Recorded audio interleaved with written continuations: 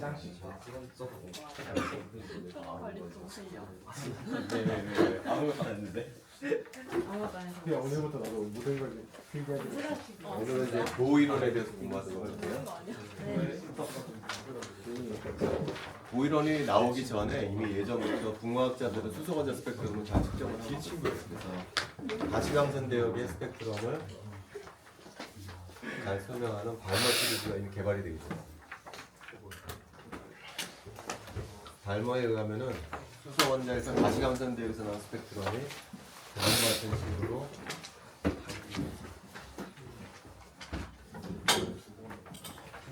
표현이 되더라는 것을 잘 알고 있어요. 그때 이제 리드버그라는 사람은 무슨 주장을 했냐면 저 식을 살짝 변형을 해요. 변형하는 것이 얘를 역수를 취해주는 거거든요. 역수를 취해주게 되면은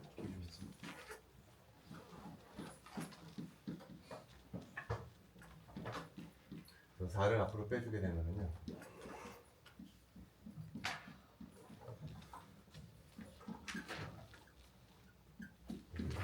이 식하고 이 식은 수학적으로 동등한 식이에요. 근데 리드버그는 이제 과감한 주장을 하는데 어떤 주장을 하냐면 여기가 2일 때뿐만이 아니고 임의 정수를 갖다 집어넣어도 식이 성립한다고 주장해요. 다시 말하면 이 식을 다음과 같이 바꾸죠. 2 대신 n을 대입해주면서 n은 2일 때뿐만이 아니고 1일 때도 성립하고 3일 때도 성립한다는 거예요. 1일 때는 어떤 시리즈가 나오냐면 리만 시리즈가 나옵니다.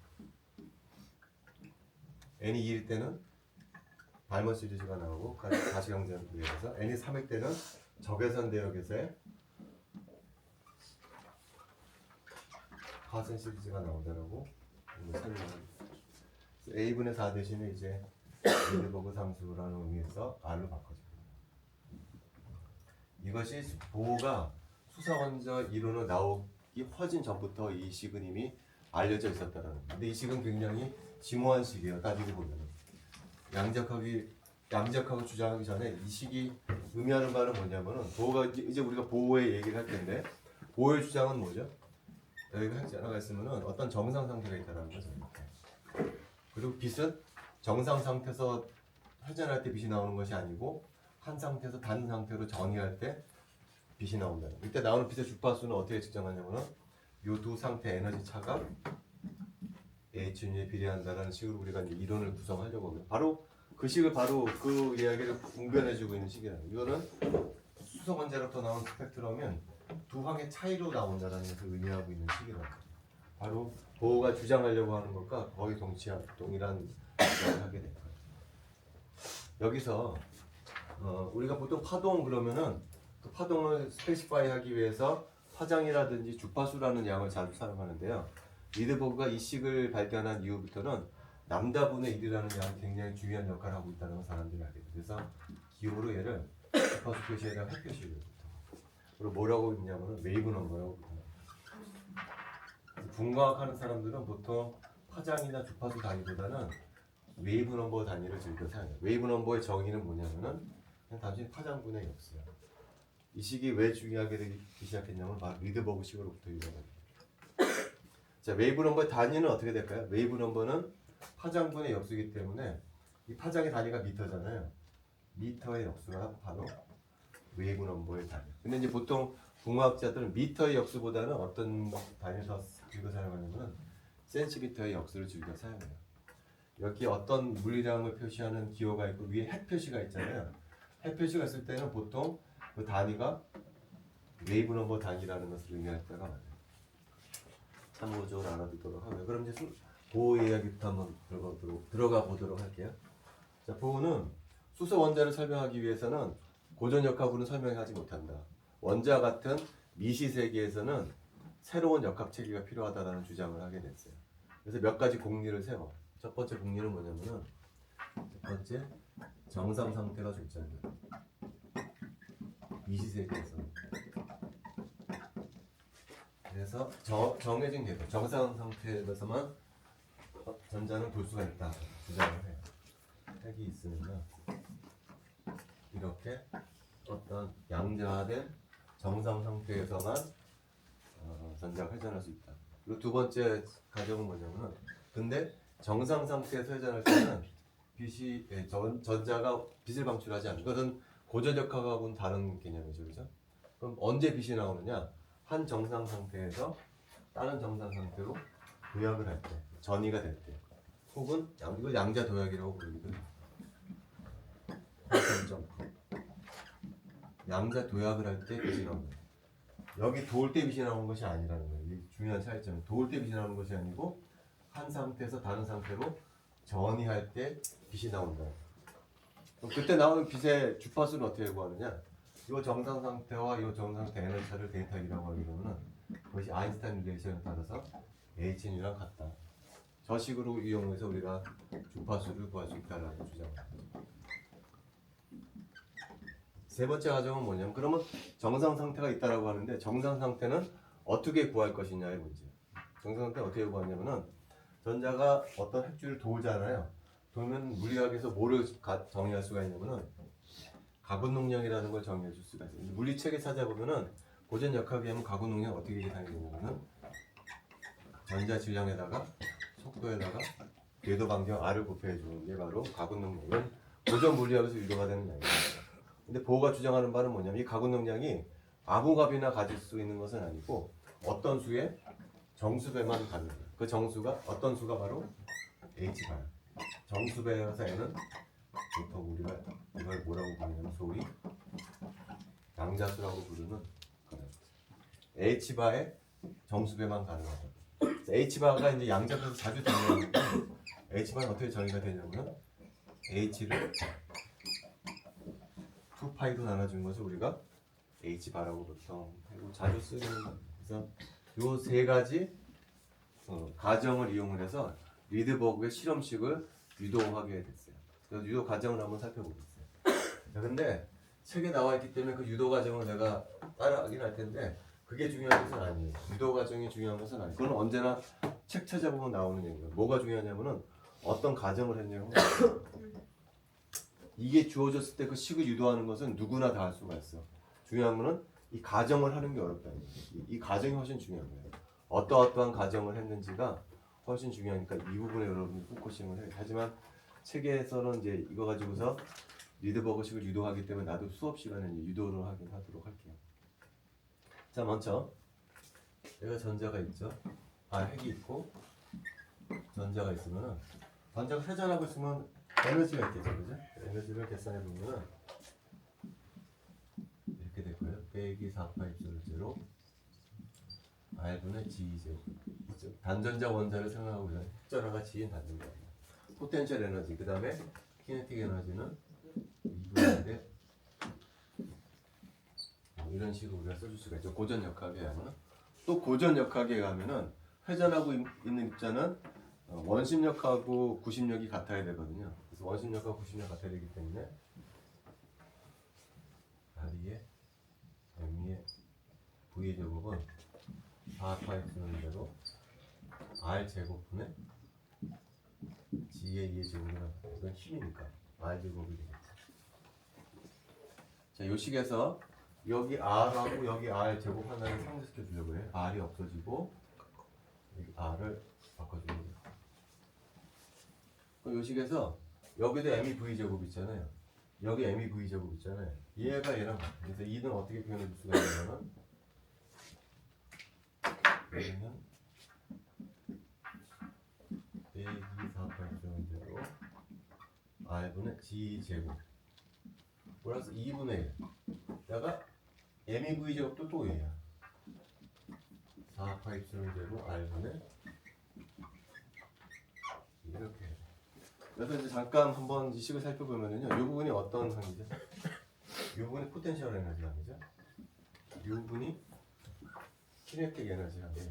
저 식을 가만히 보니까 포텐셜하고 에너지하고 키네틱 에너지는 관계식이 있어요. 관계가 있어요. 어떤 관계죠? 키네틱 에너지에다 2배 해주면 뭐가 나오나요? 포텐셜 에너지. 키네틱 에너지에다가 2배 해주게 되면 포텐셜 에너지가 부호가 마이너스죠. 이 식을 만족하더라는. 이걸 우리가 이제 비례 테오렘이라고 불러요. 수소 원자에서의 비례 테오렘. 여러분들 이 책 전 버전에서는 비리얼 테오리즘에 대해서 자주 나왔는데요. 이게 업버전 되면서 이제 비리얼 테오리즘에 대해서 이제 생략이 돼 있어요. 하지만 뭐 상식적으로 알아두는 거죠. 수소 원자의 경우에는 키네틱 에너지의 2배가 바로 포텐셜 에너지 가지고 같다. 참고로 하도록 하고 어쨌든 간에 우리 지금 이걸 알고 있는 것이 아니고 그래서 얘는 이제 더해보려고 해요. 더해보려고. 빼기고 플러스가 되니까 빼기. R분의 G제곱이다라는 거죠. 그러면 여기까지 양자각 하나도 안 나왔죠. 계속 고전 역학이에요. 자, 결론은 뭐죠? 수소원자 에너지는 뭐만 알면 된다는 거예요? 궤도 반경만 알면 우리가 구할 수 있다라는 게 되겠죠. 그럼 궤도 반경을 한번 보여봐요. 궤도 반경을 구할 때 이제 비로소 이 양자각 가정을 사용하게 됩니다. 여기에 가면은요, V는 어떻게 되냐면은 MER을 NH 뭐 이런 식으로 써줄 수가 있겠죠.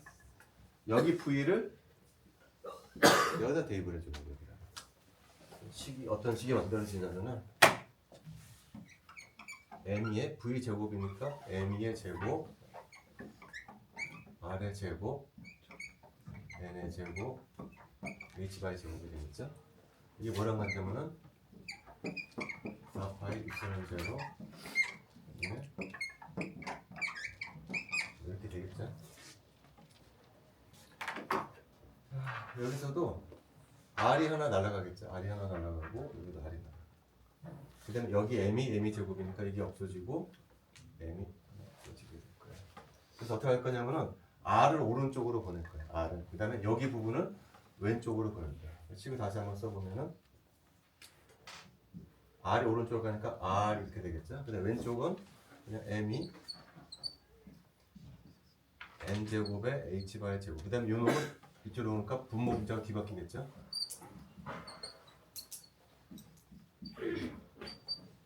이렇게 될 거예요. 이 식을 내가 다시 정리해주게 되면은요. 자, G분의 N제곱만 냅두고 나머지 걸 다 한꺼번에 옮기려고 그래요. 그럼 어떻게 되나? N의 2의 제곱에 4epsilon0 H바의 제곱 에다가 G분의 N제곱이 되겠죠.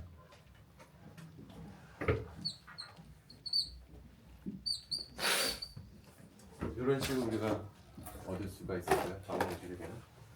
자, 이 식에서 우리가 기억해야 될 것은 뭐냐면은 이제 왜 R을 왜 구했죠? 에너지는 뭐랑만 뭐만 구하면 돼요? R만 구하면 돼요. 근데 R을 구했어.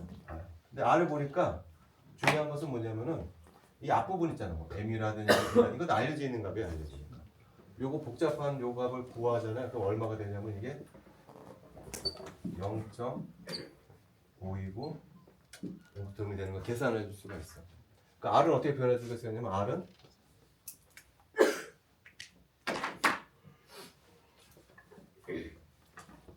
(0.5이고) 옹수트로 곱하기 어떻게 되나? G분의 N제곱 뭐 이렇게 써줄 수가 있어. 0.5이건 여러분들이 뭐 외워두면 좋아요. 화학적으로 보통 수소 원자의 반지름이 얼마냐고 물어보면 보통 0.5이고 옹수트럼이라고 해요. 이걸 갖다가 보통 기호를 어떻게 표현하냐면 그냥 A0라고 표현을 해요. 더 중요한 건 뭐냐면 R이 뭐에 의존하죠? 양자수 N에 의존해. 아무 값이나 못 갖는다는 거죠. 여기서 N은 양자수인데 아무 값이나 못 갖잖아. 정수만 갖잖아요. 1부터 시작하면 정수만 갖기 때문에 궤도 반경도 양자가 되기 때문에 아무 값이나 못 갖는 거예요. 그 값을 여기다 이제 집어넣을 거예요. 그래서 정리를 해주게 되면은 정리한 거는 내가 그냥 책을 보고 그대로 써줄게요.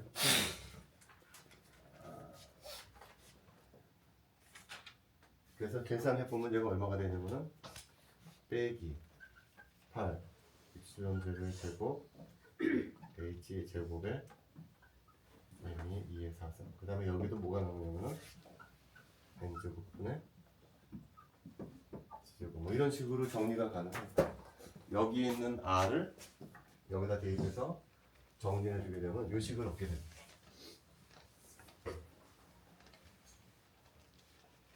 이런 식을 얘도 마찬가지로 이 앞부분에 있는 거 있잖아. 이 앞부분 다 알려져 있는 숫자잖아요.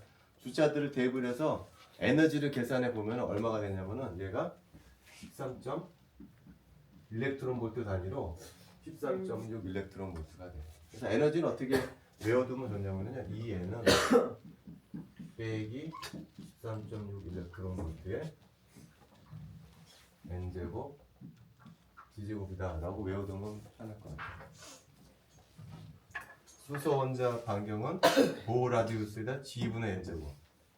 에너지는 13.6 일렉트론 볼트에다 N제곱 G제곱. 이거는 그냥 시험 문제 출제는 안 하지만 잘 기억해 두면 좋을 것 같아요. 그래서 13.6 일렉트론 볼트에 여기서 먼저 기억해야 될 것은 뭐가 들어가는지 기억해야 돼요. 여기 전자 질량이 들어간다는 거. 이거 돈 나올 거거든요. 전자 질량이 들어간다는 것을 여러분들이 기억을 해주고, 이 에너지는 또 뭐에 비례하냐면은 G의 제곱에 비례하더라라는 거죠. 자, 근데 우리가 지금 왜 이 짓을 하는 거죠? 왜 이 짓을 하냐면은 뭐를 유도하기 위해서 하는 거죠? 화장분의 1은 이런 형태가 되더라는 거잖아요. 파장분의 역수는 웨이브는 없었네. 그것이 이런 형태를 띠더라 하는 것을 유도하고 싶은 거잖아요. 유도. 그래서 첫 번째 단계로 우리가 수소 원자의 에너지를 구했다라는 거예요. 자, 그럼 우리가 이 식을 어떻게 유도하면 될까요? 이 식을 핵 전하량이 있고 어떤 상태가 있고 어떤 상태가 있어요. 그리고 여기에 n번째 레벨이고 여기 n번째 레벨이었다고요. 그래서 n번째 레벨에서 n번째 레벨로 전이하가 이 에너지 차이에 해당하는 놈이 H 누랑 같다라는 것을 이용해서 우리가 주파수를 구할 수가 있거든요. 그 일을 하려고 해요. 그 일을. 자, 그러면은 델타 E부터 한번 구해야 되겠죠. 델타 E. 델타 E는 여기 에너지에서 여기 에너지를 빼줘야 되는 거죠. 그죠? 그럼 빼기. 앞에 좀 복잡한 수가 나오죠. 그죠? 빼기. 8 입실론 제로의 제곱. H 제곱에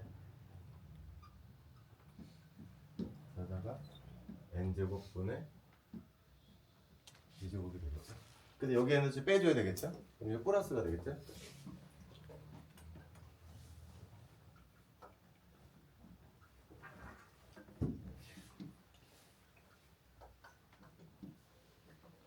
뭐 이런 식을 얻게 될 거예요.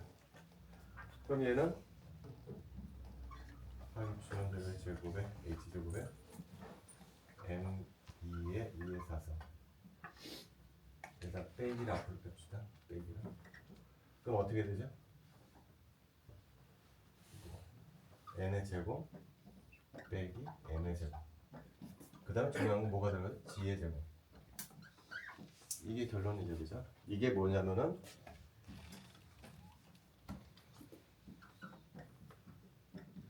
델타 E예요, 그죠? 근데 아인슈타인의 보호형은 델타 E가 뭐랑 같다고요?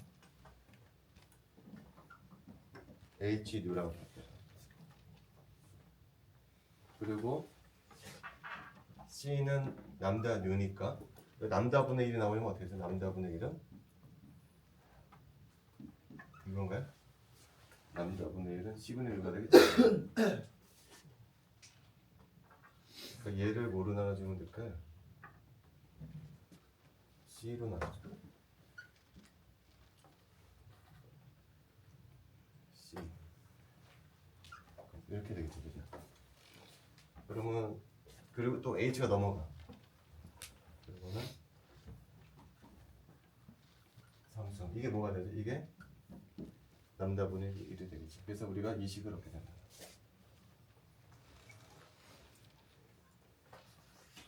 이 식에서 바로 우리가 원하고자 하는 리드버그 식이 유도가 된다. 그 다음 이제 뭐를 해봤겠어요?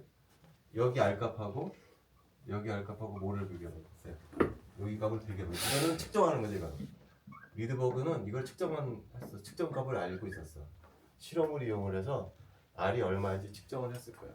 그 다음에 보호는 자기 이론을 이용을 해서 그 R값이 이렇게 표현된다고 주장한 거 아니에요. 입술론 제로 알고 H 알고 C 알고 이것들을 다 알기 때문에 알고 있는 상수값하고 얘를 계산해 보니까 비교해 보니까 이제 같더라는. 그래서 보호는 성공적으로 수소 원자 스펙트럼을 설명할 수가 있었어요. 여기서 이제 한 가지 기억해야 될 것은 뭐냐면은 여기 어떤 한 레벨에서 다른 레벨로 들어갈 때 수소 원자 스펙트럼은 n제곱분의 100n제곱분의 1도 있지만 여기 전자 질량이 들어가요. 이거 다시 얘기할 거거든요. 여기 전자 질량이 들어가고 여기 G제곱이 들어간다는 것을 꼭 기억해요. 이거 꼭 얘기하도록 할 테니까. 자, 여기서 이제 도전이 들어와. 도전이. 어떤 도전이 들어오냐면은 자, 수소 원자 스펙트럼 잘 설명했는데 우리가 수소 원자 스펙트럼하고 헬륨 플러스의 원자 스펙트럼을 비교해 보니까 네가 주장하는 이론하고 살짝 다른 것 같다. 왜 다른지 한번 설명을 해봐라라고 이제 주장을 하게 돼. 왜 무슨 주장을 하게 됐냐면은 내가 나눠준 프린트물에 뒷페이지 첫 번째 페이지의 일장을 보면요 뭐가 나오냐면은 수소 원자하고 헬륨 플러스 원자 사이에 에너지 균형가 그려져 있어요. 선생님 저희 종이 4세트 줄게요. 몇 세트가 부족하다고? 4세트. 4개? 10세트. 한 세트. 몇 세트? 4세트. 4세트.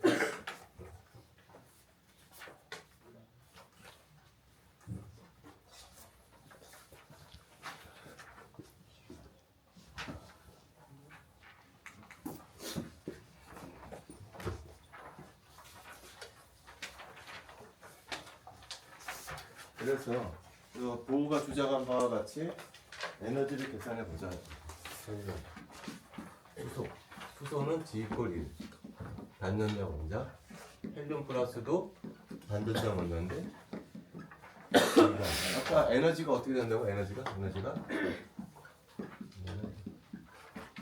1kV에 n제곱 G제곱이라고 했기 때문에 G만 다른 거죠. 수소하고 헬륨 플러스는 다 똑같은데 뭐만 다른 거죠? G만 다른 거죠. 그래서 수소 원자 에너지는 이렇게 그려주게 되면은 이렇게 13. 이렇게 됐던 것도 뭐 이렇게 나올 거예요. 그 다음에 헬륨 플러스의 에너지를 구해보면은 몇만 곱해주면 되나요? 여기다가 4를 곱해주면 돼요. 여기다 2의 제곱이 들어가요. 여기 154.4 이렇게 될 거야. 자, 수소에서는 이게 n=1이고요. 이게 n=1. 2에서 1로 가는 트랜지션에 스펙트럼을 측정할 수가 있거든요. 마찬가지로 헬륨 플러스에서도 여기 n=1, n=2라고 그러면 2에서 1이 떨어지는 이놈의 주파수를 측정할 수가 있을 거예요. 보호 이론에 의하면 얘 주파수하고 얘 주파수를 비교해보면 정확히 몇 배가 나와야 되냐면은 4배가 나와야 되겠죠. 왜냐면 다 똑같고 이거다 4번 곱해주는 거니까. 얘하고 얘 주파수를 비교해보면은 수소하고 4가 나와야 돼요. 근데 해보니까 그렇게 안 되더라는 얘기야. 공강제 해보니까 4가 아니고 비슷하긴 한데 0016이랍니다. 뒷자리가 조금 틀리더라는 얘기야. 이게 언뜻 보면 별거 아닌 것 같지만 붕괴하는 사람들한테는 굉장히 큰 숫자예요. 붕괴하는 사람들은 유효 숫자가 뭐 10자리, 11자리까지 측정하거든요. 그 사람들 입장에서는 얘가 무시할 수 없는 숫자다. 저 뒤 숫자가 왜 오차가 났을지 한번 설명해보자 뭐 그런 거예요. 그래서 보호가 다시 자기 이론을 보고서 아 이게 맞다라고 그랬어요. 이렇게 돼야 되는 게 맞다. 왜 저렇게 저게 맞는가 한번 보도록 할게요. 왜 맞냐면은 보호가 자기 양자 이론에서 가장 핵심적인 내용은 뭐죠? 가구 능량이라는 게 있는데 가구 능량은 MEVR이고 그것이 H바의 정수배다 라고 주장했잖아요. 그래서 뭐를 얻었죠? 리드버그 상수값을 얻었는데 리드버그 상수값에는 뭐가 나오나요?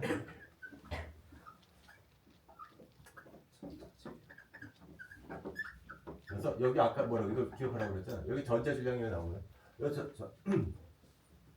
전자 질량이 어디서 나오는 거냐? 바로 여기서 나오는 거예요. 여기서 따라가다 보면 얘가 MEV라기 때문에 리드버그 상수값이 ME로 가는 거예요. 가만히 생각해 보니까 저게 좀 틀린 것 같아.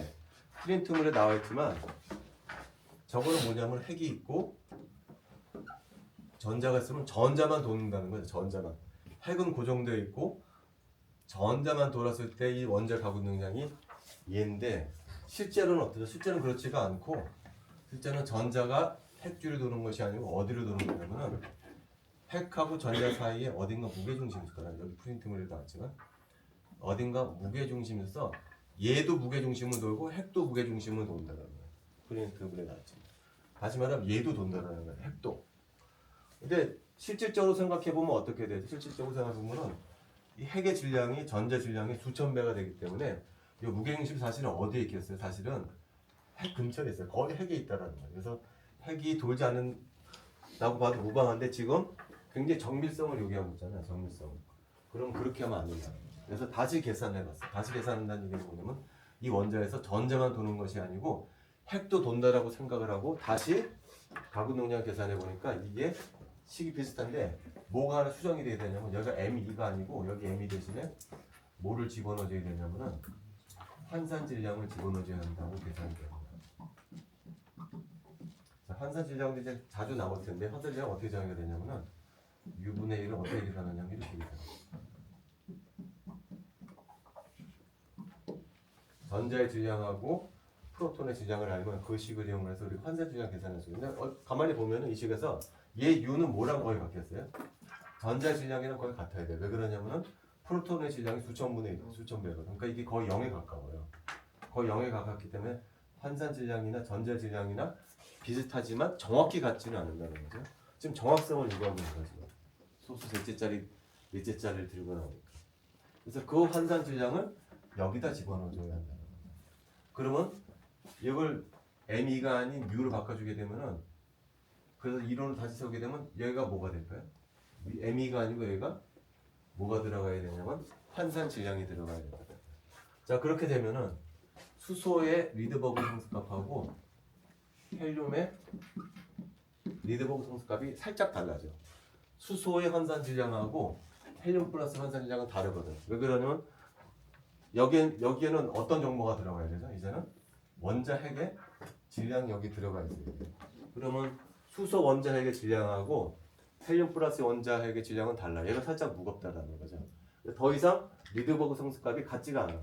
이게 더 이상 두 개의 원자가 같지가 않아. 리드버그 상수값 수소일 때 리드버그 상수값하고 헬륨 플러스일 때 리드버그 상수값이 달라지게 된다는 거죠. 어느 정도 차이 나냐면 환산 질량만큼 차이 나죠. 자 그러면은 다시 원래 문제로 돌아가서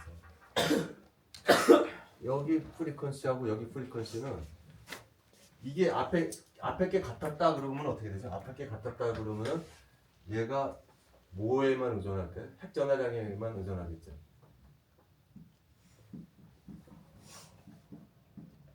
얘가 앞에 게 같았다 그러면은 요 두 개의 스피시스의 프리퀀시의 차이는 핵 전하량의 제곱에만 비례할 거야. 근데 이제 뭐까지 고려해줘야 되지 이제? 요값이 다르잖아요. 요값이 다르기 때문에 뭐까지 고려해줘야 돼? 환산 질량까지 고려해줘야 돼. 여기 환산 질량, 수소의 환산 질량, 헬륨 플러스 환산 질량을 추가적으로 고려해줘야 됩니다. 추가적으로. 그래서 계산을 해봤어. 계산을 해봤더니 얘는 정확히 4겠죠. 얘는 정확히 4하고 얘는 얼마냐면 1.006 이렇게 000 이렇게 되죠. 그럼 곱하면 어떻게 될까요? 4.00 1.004가 되겠어요. 이렇게 해서 이 비법을 할 수 있게 됐다. 근데 얘기가 이제 여기서 끝나지는 않아요. 여기서 끝나지 않고 이 이론을 잘 살펴본 우레이라는 사람이 있어. 우레이는 노벨상까지 다 읽어가지고. 자, 우레이라는 사람은 무슨 연구를 했던 사람이냐면은 수소도 독이원소가 있을 거라는 생각을 했던 사람. 수소도. 가장 간단한 원소인 수소도 종이원소가 있다. 듀테리움 있을 거라고 생각을 했었어요. 수소뿐만이 아니고 듀테리움도 있다. 그래서 그 증거를 잡으려고 노력했던 사람이에요. 근데 증거를 잡을 수가 없어. 그러다가 이 이론을 딱 봤어. 이 이론이 의미하는 바는 뭐죠? 이 이론이 의미하는 바는 수소의 리드버그 상수값하고 듀테리움의 리드버그 상수값이 다를 수 있다라는 거야. 왜 그러죠? 질량이 다르기 때문에. 아까 리드버그 상수값에 뭐가 들어간다? 그 위에 환산 질량이 들어간다. 환산 질량은 뭐에서 결정이 되는 거예요? 핵의 질량이어서 결정이 된다. 얘의 환산 질량하고 얘의 환산 질량이 다르기 때문에 수소의 리드버그 상수값하고 딥테리움의 리드버그 상수값은 살짝 다를 거라는 거. 사실 꽤 차이가 나요. 그럼 스펙트럼을 찍어보면 어떻게 되겠어요?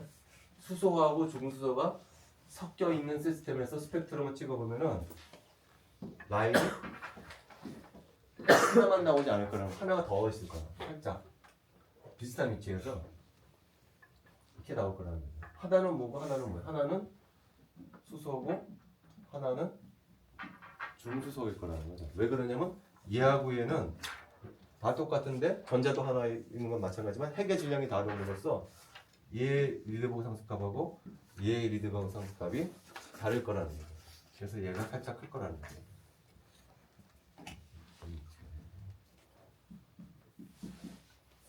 그래서 살짝 다른 위치에서 스펙트럼이 보일 거라고 주장을 하고 실제 실험을 해봤어. 듀테리움이 있다라고 생각하는 시스템에서 대고서 수소 스펙트럼 찍어볼 때 아니나 다를까 라인이 두 개씩 보이더라는 거죠. 그래서 이 실험을 통해서 우레이는 듀테리움이 존재한다는 걸 처음으로 보여서 이거 가지고서 이제 노벨상까지 타게 됐어요.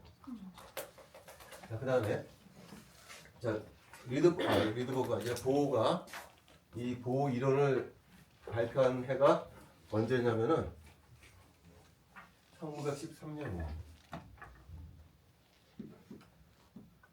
그리고 바로 수소 원자 스펙트럼 측정됐으니까 보호 이론이 완벽하구나라고 끝나지 않아요. 모든 이론들은 혹독한 검증 과정을 거치게 되거든요.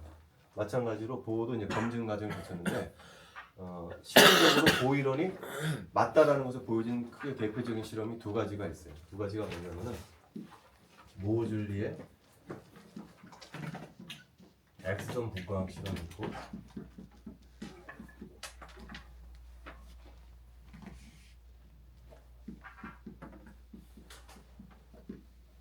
이건 책에 나와 있는 건 아니에요. 그 다음에 프랑크 하트 실험이 있어요.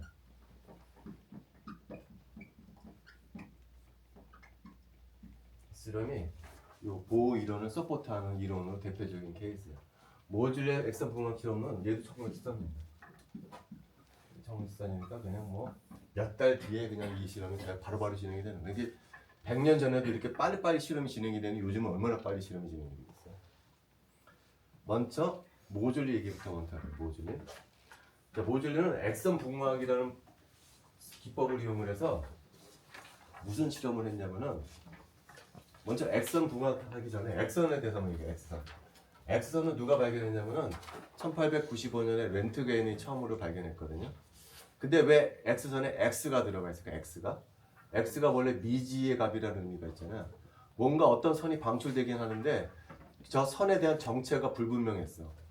이게 입자인지 파동인지 정체가 불분명했기 때문에 X선이라는 이름이 밝혀질 거야. 근데 X선이 1895년에 밝혀졌는데 이것이 파장이 매우 짧은 전자기파라는 것이 언제 알려졌냐면요. 1912년이 되어서야 비로소 알려졌어요. 그러니까 거의 뭐 20년 가까운 세월 동안 X선이 이게 파동인지 입자인지 명확하지가 않은 상태였단 말이에요. 1912년에 무슨 일이 벌어지냐면은 독일의 라우에라는 사람이 고체 결정으로부터 X선 회절 패턴을 얻게 돼요.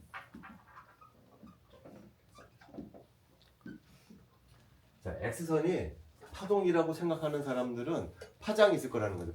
파장 있으면은 그 파장을 가진 놈을 어디다 격자에다 쏴주게 되면은 회절 패턴을 얻었어야 돼. 그 회절 패턴을 얻었으면 게임이 끝나버리는 거거든. 회절 패턴을 얻으면 얘는 파동이구나 얘기를 할 수가 있는데 회절 패턴을 못 얻었어. 왜냐면 여러분들이 잘 알다시피 X선은 파장이 굉장히 짧잖아요. 굉장히 짧기 때문에 그 회절 패턴을 보일 수 있는 격자가 구할 수가 없었어. 근데 1912년에 라우에가 우연히 고체 결정이 격자로 사용될 수 있다는 걸 알게 돼요. 고체 결정이라고 하는 것은 뭐죠?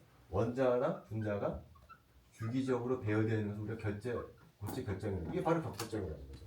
근데 고체 결정에서의 이 격자점과 격자점 사이의 거리는 얼마가 되죠? 대략 옹스트롬 단위예요. 우연히 요 원자 사이의 거리가 뭐랑 비슷한 거죠? X선의 파장이랑 비슷하게 된다는 거죠. 그래서 고체 결정을 격자로 사용을 해서 X선 회절 패턴을 처음으로 1912년에 보게 돼. 그 말은 무슨 얘기죠? X선은 파동이라는 얘기죠. 파장이 옹스트럼 단위의 굉장히 짧은 전자기파다라는 것이 1912년에 처음으로 밝혀져. 이제 거꾸로 무슨 실험할 수가 있냐면은 그럼 고체 결정 사이의 거리를 알게 되면은 거꾸로 뭘 측정할 수가 있냐면은 X선의 파장을 측정할 수가 있게 된 거야. 12년에. 분광학이라고 하는 것은 뭐죠? 스펙트럼을 찍는 건데 X축이 뭐예요? 파장이라는 얘기죠. 파장을 측정할 수 있어야만 분광학을 할 수가 있는데 그 파장을 1912년이 되어서야 비로소 측정할 수가 있게 됐대요. 이 얘기를 누가 들었냐? 모졸리가 들은 거예요. 모졸리가 어디에 있던 사람이냐면은 러더퍼드 실험실에 있던 사람이에요. 이제 여러분들이 잘 알다시피 러더퍼드는 뭐로 유명하냐면 방사선으로 유명하잖아요. X선으로 유명한 사람은 아니었거든요. 근데 러더퍼드 실험실에서 있었던 모즐리가 이 얘기를 보고서 나는 X선 실험을 해보고 싶다라고 이제 얘기를 자기 지도교사한테. 그래서 자기 지도교사 소개를 받아서 이 라오엘랩에 가가지고서 X선의 파장을 측정하는 그 기법을 배워봐. 그런 다음에 실험을 해. 원자에다 대고 원자에다가 X선을 쏴줘. 원자에다 X선을 쏴주게 되면 원자로부터 X선이 방출이 돼요. 그래서 두 번째 페이지에 보면은 스펙트럼이 나와. 원자에다가 X선을 때려주잖아요. 그럼 원자가 다시 X선을 방출해. 그 X 스펙트럼 보면 대충 이런 모양이에요. 이렇게. 요게 특성 X선이라고 부르고요. 특성 X선이 요 위치가 이거 이제 K 알파라고 부르고 K 베타라고 부르는데 요 특성 X의 위치가 원자에 따라 다르고 어떤 원자는 여기서 나오고 어떤 원자는 여기서 이 위치가 바뀌어. 요 위치가 바뀌어. 그래서 모즐리가 실험한 것은 뭐냐면은 주기율표에서 원자를 바꿔가면서 측정되는 K 알파 라인의 주파수를 측정을 했어요. 주파수에다가 루트 값을 취한 것을 플러스를 해봤어. 그랬더니 어떻게 되느냐? 너무나 놀랍게도 정확한 직선식이 쭉 나오더라. 이것이 모즐리가 한 실험이야. 원자를 바꿔가면서 X선을 쏘아주면은 그 원자로부터 K 알파 라인이라고 하는 X선이 나오는데 그 X선의 주파수의 스퀘어 루트 값을 Y축에다 놓고 그려보니까 엄청난 직선식이 나오더라. 이거를 해석을 해야 될 거야. 해석을 보이론 가지고 해석을 했다는 거야. 보이론 가지고서 어떻게 해석을 했냐면요. 그 다음 페이지에 나와 있어요. 먼저 이 K 알파 라인이 어떻게 나오는지 한번 볼게요. 원자에다가 X선을 쏴줬을 때 그 원자가 왜 K 알파 라인을 방출하는지부터 한번 보도록 할게요. 어떻게 방출하냐면은 여기 핵이 있으면은 n = 1인 레벨에 전자가 두 개가 있겠죠. 그 다음에 n = 2인 레벨에 또 전자가 있겠죠. 이 상황에서 내가 엑스레이를 쏴줘요. 엑스레이를 쏴주게 되면은 이 엑스레이가 무슨 일을 하냐면은 이 전자를 튕겨버려요. 그럼 엑스레이를 딱 바깥에 쏴주게 되면은 n = 1인 오비탈에 있던 전자를 떨궈내버려요. 왜냐면 구멍이 나오겠죠. 그러면 이제 n = 2인 레벨에 있던 어떤 전자가 이 구멍이 났으니까 여기로 트랜지션을 해. 그래서 n = 2에서 n = 1로 트랜지션 하면서 바깥으로 엑스레이를 방출합니다. 그것이 바로 K 알파 라인이에요. K 베타 라인은 뭐냐면요. n = 3에 있던 전자도 있겠죠. n = 3인 전자가 n = 1인 레벨로 떨어지면서 방출하는 엑스레이를 K 베타라고 합니다. n = 2에서 n = 1로 떨어지면서 방출하는 엑스레이를 K 알파라고 합니다. 그렇다니 어쨌든 얘를 측정한 거야. 얘의 주파수를 측정한 다음에 스퀘어 루트 씌워가지고 플러스를 해봤더니 직선이 나오더라고요. 왜 직선이 나올까? 왜 직선이? 자, 보호 이론에 의하면 어떻게 되죠? 여기서 여기로 떨어지면서 나오는 빛의 주파수는 뭐를 알아야 되나요? 델타 E를 알아야 됩니다. 여기 에너지 레벨하고 여기 에너지 레벨의 차이로 보는데 얘는 단순히 E2에서 E1을 빼는 거가 되겠죠. 근데 E2 에너지 레벨이 어떻게 되나요? 빼기 13.6 일렉트론 볼트에다가 아까 에너지는 어떻게 되나요? 에너지는 빼기 13.6 일렉트론 볼트에 n제곱 d제곱이라고 해줬잖아요. 그래서 2라고 그러면 여기가 2가 되고 그 다음에 빼주니까 1에다가 13.6 일렉트론 볼트에 뭐 이런 식의 결과를 얻을 수가 있을 거라는 거죠. 그죠? 얘를 계산해 봐요. 계산해 보면 얼마가 되냐면 10.2 일렉트론 볼트에 D제곱이 돼. 다시 말하면 얘하고 얘사의 관계. 얘하고 얘사의 관계가 뭐에 비례하는 거죠? 원자번호 G의 제곱에 비례하는 거. 그것이 뭐랑 같아야 되냐? HU랑 같을 거라고. HU. 그래서 우리는 뭘 측정? U를 측정하기 때문에 이거 갖다가 H로 나눠주고 스퀘어 루트를 취해주게 되면 어떻게 되죠? 스퀘어 루트를 취해주게 되면 H에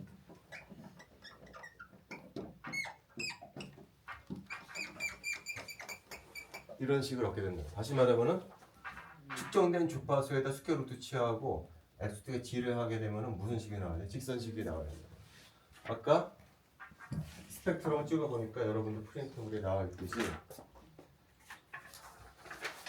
세 번째 장에 이렇게 나와 있듯이 여기 나와 있듯이 엄청난 직선이죠, 그죠?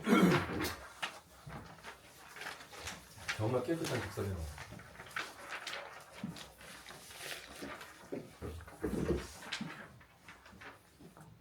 엄청난 직선이 나오고 이 기울기 구할 수가 있대. 기울기. 그 기울기랑 이 값이랑 비교해 보면은 매우 유사한 값을 갖다가 나와요. 이것이 바로 모줄리가 한 실험이에요. 모줄리가 이게 직선이 나온 것을 어떻게 설명했죠? 보호 이론 가지고 설명했다는 거예요. 자, 근데 가만히 보면은 한 가지 지금 봐야 될 것은 여기가 G가 아니고 이 모줄리 플러스가 나오지만 여기가 G가 아니고 G 빼기 1이야. G 빼기 1. 단순히 G에 비례하는 것이 아니고 G 빼기 1에 비례해. 왜 1을 빼줘야 할까? 왜 1을 빼줘야 되냐면요. 이 주파수는 어떻게 나온 거죠? n 이퀄 2 있던 전자가 n 이퀄 1 비어있던 원래 전자 하나가 두 개가 있었는데 그 중에 전자 하나 떼내서 빈 공간을 만들어서 거기를 채우기 위해서 전자가 떨어져 나가는 그때 나오는 빛의 주파수잖아요. 근데 얘가 이쪽으로 떨어질 텐데 전자가 원래 두 개가 있었거든. 두 개가 하나만 떨어져 있지만 하나가 아직 남아 있잖아요. 얘가 없었으면은 얘가 G가 맞아. 이 전자 하나가 있거든. 이 전자가 이 핵 주위를 돌 거 아니에요. 돌게 되기 때문에 이 전자가 본 핵 전하량은 G가 아니야. 하나를 빼줘야 돼. 왜냐면 이 전자가 핵을 둘러싸고 있을 거야. 차폐시킬 거거든. 전자 하나를 빼줘야 된다는 거죠. 그래서 G 빼기 1을 해줘야 된다. 일종의 유핵 전하의 개념이죠. 그래서 모줄리 이론을 이용을 해서 러더퍼드 이론을 이용을 해서 이게 왜 이런 직선이 나오는지 아주 너무나 명확하게 설명해요. 근데 이것도 중요하지만 또 중요한 것은 뭐냐면 이게 이제 1913년에 시작이 됐다고 그랬잖아요.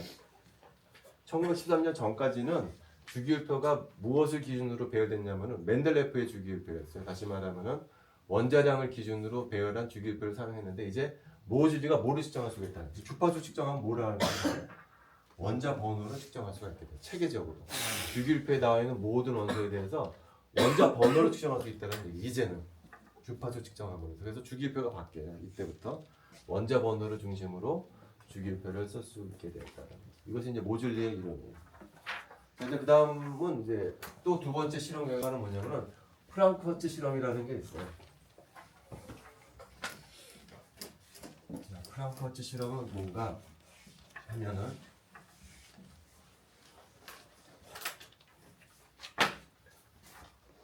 여기 관이 있고요. 여기다 전압을 흘려줘. 전류를 흘려줘. 그럼 여기서 열전자가 이제 튀어나오죠. 그 다음에 여기다가 얘를 가속시켜주기 위해서 그리드를 다. 이게 플러스 전압을 걸어줘. 그러면 전자 이렇게 튀어나오겠죠? 이게 볼티지를 걸어줘. 그래서 이 볼티지 높여주면 어떻게 될까? 전자가 더 많은 키네틱 에너지를 흐르겠죠. 전압을 낮춰주게 되면 천천히 흐르지만 전압을 높여주게 되면 가속이 더 많이 될 것이기 때문에 더 빨리 흐르는. 다시 말하면 이 전자의 키네틱 에너지를 뭐가 컨트롤하는 거죠? 여기 볼티지가 컨트롤해요. 이거를 캐소드 얘를 그리드라고 불러요. 그 다음에 여기에는 이제 에너드라고 해서 전자가 이거 그리드라 구멍이 있거든요. 튀겨나가서 여기에 전자가 부딪히게 되면 뭐를 측정하냐면은 이제 전류를 측정하게 돼요. 실험을 어떻게 할 거냐면은 X축에다가 요 볼티지를 바꿔가면서 에노드에 측정되는 전류의 양을 측정한 실험을 바로 프랑크하고 허츠하고 한 실험이에요. 다시 말하자면 볼티지를 바꿔준다는 얘기는 뭐냐면은 이 전자 키네틱 에너지를 컨트롤하는 거예요. 여기 이제 뭐가 들어있었냐면은 요 상자 관 안에 머큐리라는 원자가 들어가 있었어요. 실험을 해봤더니 볼티지를 증가시켜주니까 이렇게 하다가 어느 날 갑자기 떨어져. 또 올라가다가 갑자기 떨어져. 또 올라가다가 갑자기 떨어져. 이 간격이 똑같아. 머큐리 때문에 4.9 자, 이 실험이 의미하는 바는 뭐냐면은 보호가 주장한 것과 마찬가지로 원자의 에너지 레벨이 양자화되어 있다는 것을 보여준 실험이 바로 프랑크 허츠 실험입니다. 먼저 왜 갑자기 4.9에서 떨어지는가를 한번 전자가 4.9 일렉트론 볼트보다 작은 전압을 걸었을 때 무슨 일이 벌어지나 보여요. 해석을 어떻게 하냐면은 이 머큐리가 보호가 주장한 것과 마찬가지로 에너지가 양자화되어 있다는 거죠. 그라운드 스테이트가 있고 익사이티드 스테이트가 있는데 이 간격이 4.5 일렉트론 볼트였다고 가정을 한번 해봅시다. 그리고 예를 들어서 내가 3 일렉트론 볼트를 걸어줬다고 해봅시다. 3 일렉트론 볼트를 걸어주게 되면 이 전자가 갖고 있는 에너지가 3 일렉트론 볼트거든요. 근데 그 전자가 여기 머큐리랑 부딪힐 수가 있거든요. 부딪히는데 그 에너지를 전달해 줄 수가 없어. 왜냐? 머큐리는 에너지가 양자화되어 있어. 4.9가 돼야만 에너지를 받을 수가 있어. 3 일렉트론 볼트 에너지를 갖고 있는 전자가 튕긴다고 해서 그 에너지를 머큐리가 받을 수가 없어. 왜냐면 머큐리는 최소한 4.9를 가져야 되거든요. 그래서 여기서는 전류가 그냥 계속 증가. 그러다가 4.9 일렉트론 볼트가 되는 순간 그쪽이 이 에노드에 디텍션 되는 전자의 수가 줄어들어. 왜 그러죠? 이 전자 갖고 있는 키네틱 에너지가 4.9인데 머큐리랑 부딪히면 어떻게 되겠어요? 자기가 갖고 있던 에너지 모두 다 잃어버리고 머큐리가 엑스테이션 된다는 거죠. 그래서 여기 전자가 머큐리랑 충돌을 해서 이제 더 이상 키네틱 에너지가 없어요. 그래서 여기에다가 여기까지 가가지고 전류가 흐를 수가 없다는 거예요. 그래서 정말 그런지 알고 싶어서 추가 실험을 해요. 추가 실험은 뭐냐면은 여기다가 분광기를 줬어요. 분광기. 다시 말하면 이 실험을 하게 되면 관에서 빛이 나와요. 빛. 그 빛의 스펙트럼을 측정을 해요. 분광기로. 그리고 그 빛의 주파수를 측정을 해요. 어떤 파장의 빛이 나오는지. 그랬더니 그 빛이 여기에서 여기 간격에 해당하는 빛이 나옵니다. 왜 그러냐면은 전자가 머큐리를 때려주잖아요. 그럼 머큐리는 그라운드 스테이트에 있다가 익사이티드 스테이트에 있어. 가만히 있지를 못해 얘는. 언젠가는 다시 그라운드 스테이트로 떨어지면서 빛을 방출하게 돼 있다. 그 빛을 분광기 측정을 해봤더니 그 주파수하고 4.9 일렉트론 볼트하고 일치하더라고요. 이게 추가 실험이었어. 추가 실험.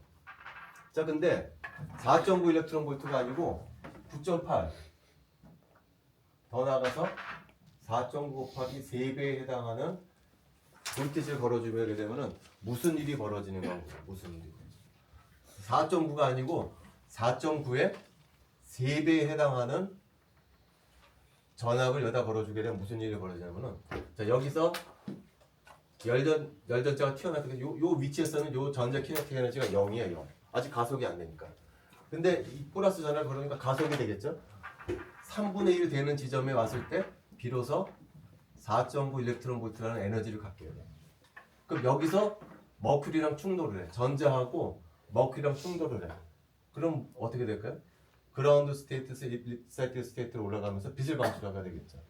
자, 그러면 여기 있던 전자가 여기 위치 왔을 때 4.9 일렉트론 볼트를 가졌는데 이제 머큐리랑 부딪히게 되면 에너지가 얼마가 되면 0이 되는 거예요. 다시 0이 되는 거예요. 그래서 다시 가속이 되겠죠. 다시. 여기 도달하면 다시 또 4.9 일렉트론 볼트를 얻게 돼요.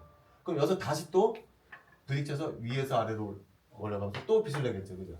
다시 0이 되고 다시 또 가속이 돼서 여기서 다시 또 올라가면서 내려가면서 또 빛을 방출해야 되겠죠. 그래서 몇 군데서 빛이 나와야 되겠어요? 3군데서 빛이 나와요. 그래서 프린트물에 보이지만 이 보면은 3개의 다른 데서 빛이 방출이 돼요. 3군데서 보이기 때문에 이 픽이 왜 3개가 보이는 거죠? 3번 충돌하기 때문에. 그래서 이런 식으로 프랑크 허츠가 보호이론을 서포트하는 실험을 했다. 프랑크 허츠도 노벨상을 받은 이 실험이었어요. 이제 다음 시간에는 두보론에 대해서